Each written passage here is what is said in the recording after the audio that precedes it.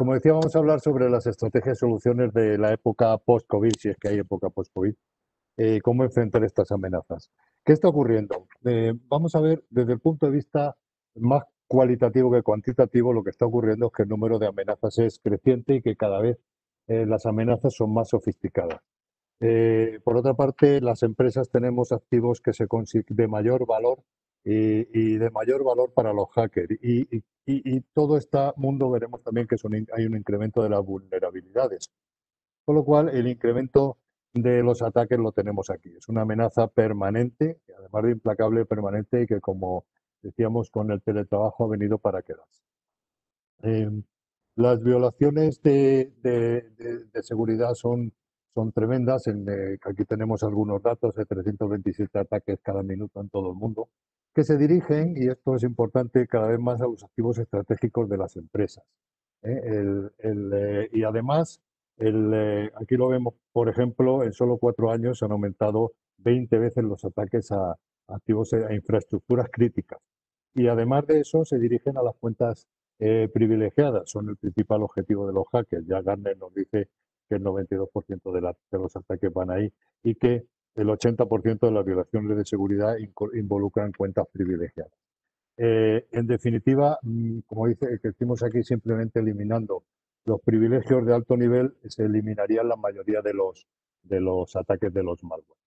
Un punto importante es que está demostrado que las soluciones tradicionales no son suficientes. No decimos que no sean útiles, sino no son suficientes. Los ataques están demostrados que sistemas de defensa reactivos y no proactivos pues tienen dificultades en parar estos ataques. Bien, si bien los ciberataques han aumentado mucho con el acceso remoto y el teletrabajo, lo cierto es que también están creciendo exponencialmente los ciberriesgos que vienen vinculados a algo que no es específicamente el COVID, pero que el COVID ha acelerado, que es la transformación digital. Con los nuevos usos digitales, pues han creado vulnerabilidades muy importantes. La transformación digital ya no es solo una palabra de moda, sino que vivimos en un paradigma social en el que bueno, pues todos tenemos que estar en un mundo digital. Solo para dar algunos ejemplos, aquí los tenemos, de los nuevos usos digitales, pues tenemos por ejemplo, los edificios inteligentes, la Smart City, la ciudad inteligente, la industria 4.0, el gobierno y administración electrónica, la migración a la nube de la que ya nos han hablado anteriormente, el 5G con las cuestiones que nos plantea, los nuevos dispositivos IoT, que, bastante, bastante desprotegidos, en fin, los DevOps y, en fin, toda una serie de instrumentos y de casos de uso que nos están haciendo que el acceso sea más amplio, que el perímetro, que ya hemos hablado varias veces de él, pues el perímetro que antes era un perímetro seguro y que con el COVID y el teletrabajo pasaron a ser muchos perímetros, en este momento ya no es que sean muchos perímetros ni que sea borroso, es que el perímetro de seguridad prácticamente no existe. Por lo tanto, este acceso más amplio trae también nuevos riesgos y nuevos desafíos. Trae desafíos de ciberseguridad y desafíos para los negocios. En cuanto a los desafíos de ciberseguridad, pues bueno, la gestión de los riesgos es considerada por el 80% de los CISOs como el principal desafío, pero también, como mencionaba antes, la resiliencia o la ciberresiliencia, la capacidad de las empresas de reiniciar actividades comerciales después de un ciberataque. Eso es muy importante. Eso es un desafío para las empresas, tienen que estar preparadas. La identidad de los datos, la seguridad de los datos, y en cuanto a los desafíos para los negocios, pues el reto empresarial es fundamentalmente mantener la productividad, la agilidad de la organización, la eficiencia empresarial y tal, y el nivel adecuado de ciberseguridad, precisamente para evitar entrar en esa dinámica en el que un ciberataque nos resulta más oneroso, al final más difícil que prevenir los riesgos. ¿Cuáles son las tendencias que están impulsando la necesidad de ciberseguridad en las empresas? Pues por una parte la gestión de riesgos, aquí tenemos toda una panoplia de riesgos importantes y activos a proteger. Por otra parte, el compliance, el cumplimiento de la normativa, el Reglamento General de Protección de Datos nos obliga a proteger muy bien la información. Por otra parte, elementos tecnológicos y elementos de evolución, como la migración a la nube, de la que se ha hablado también anteriormente. Y por último, pues esta transformación digital nos está obligando a incrementar la ciberseguridad. ¿Cómo controlar los riesgos? Pues, ¿cómo reducir al máximo las reglas las brechas de seguridad? Pues, para controlar el riesgo, nosotros vemos tres vectores de actuación.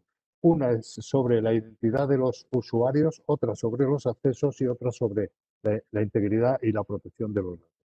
Con una estrategia que Zero Trust completa, ya hemos hablado, varios ponentes han hablado de estrategia Zero Trust, confianza cero, no nos fiamos absolutamente de nadie, ¿no? ¿Qué es Zero Trust? Pues Zero Trust aborda la seguridad desde el enfoque de que todo el mundo tiene que probar su identidad y elegibilidad antes de que se permita el acceso, y esto de elegibilidad es muy importante. Tienen que probar que no solo que es quien es, sino que además tiene posibilidad de acceso a donde quiere acceder, y también que nadie tiene que tener privilegios por defecto. Hay que reducir los privilegios. Por tanto, lo que suponemos es que nadie es quien dice ser, hay que verificar la identidad, como decíamos antes. Nadie tiene permiso para acceder a cualquiera o a todos los recursos, o sea, permisos restringidos, y a nadie se le permite hacer lo que quiera dentro de estos recursos. Esto significa que los permisos también tienen que ser granulares para que cada uno pueda acceder a aquellos recursos que tiene específicamente autorizados y no a todos. ¿Cuál es el impacto de Zero Trust en la seguridad? ¿Qué significa para la seguridad?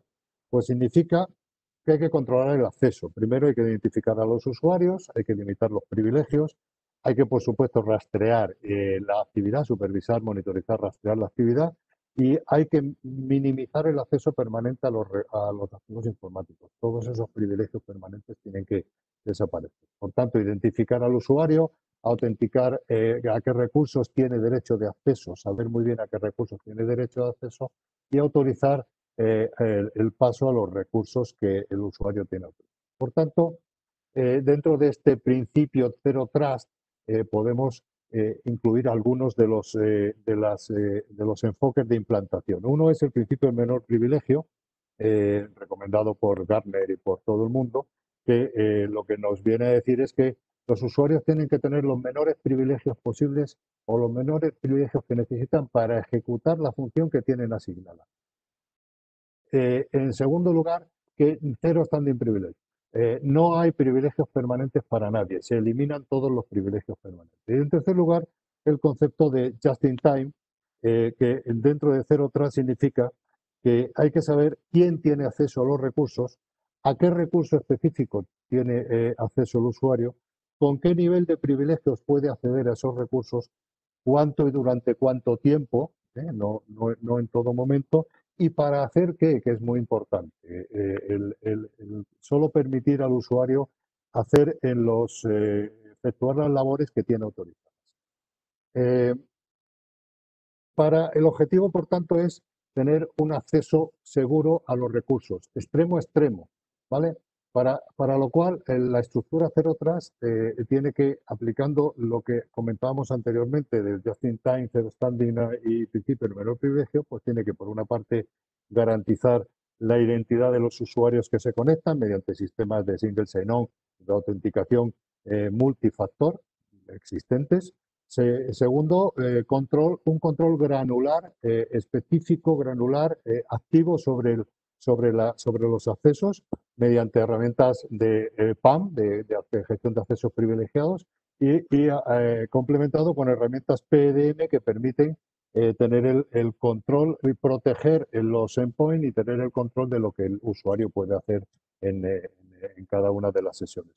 Y por último, ya hemos hablado de protección de los endpoints. Los endpoints hay que protegerlos contra ransomware, etcétera. Tienen que ser todo el endpoint, el que se conecta, el terminal de usuario y el recurso al que se conecta tienen que estar protegidos contra ransomware mediante herramientas de gestión del endpoint, de gestión de privilegios en el endpoint. En el núcleo nosotros consideramos que todo este sistema se debe construir alrededor de las herramientas PAM. ¿Por qué los accesos privilegiados en primer lugar? Porque protegen el acceso a los activos estratégicos y reducen rápidamente los riesgos. Una herramienta PAM debe tener las características que aparecen ahí, como debe tener un interfaz único, debe ser fácil de instalar, fácil de manejar, la trazabilidad de auditoría. Sobre la herramienta PAM y ese control de accesos, los EPM, la gestión de los endpoints, aportan la seguridad de los terminales en ambos extremos, extremo a extremo, y las herramientas de autenticación lo que proporcionan son niveles de autenticación, de autenticación del usuario, niveles de seguridad de la identidad del usuario y podemos ponerlas en varios sitios. 30 segundos para decir quiénes somos nosotros. Nosotros somos el fabricante, desarrollador de herramientas PAN, EPM y autenticación. Nuestra herramienta PAN se llama Bastion y tiene pues la pura herramienta PAN más el concepto de PDM para control de los terminales.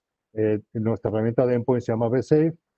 Tenemos Trastelen como herramienta de autenticación y Authenticator integrado con Bastion permite autenticar a todos los usuarios. Somos el líder europeo en PAM con más de 1000 clientes, estamos en más de 70 países y trabajamos a través de partners y distribuidores. Gracias.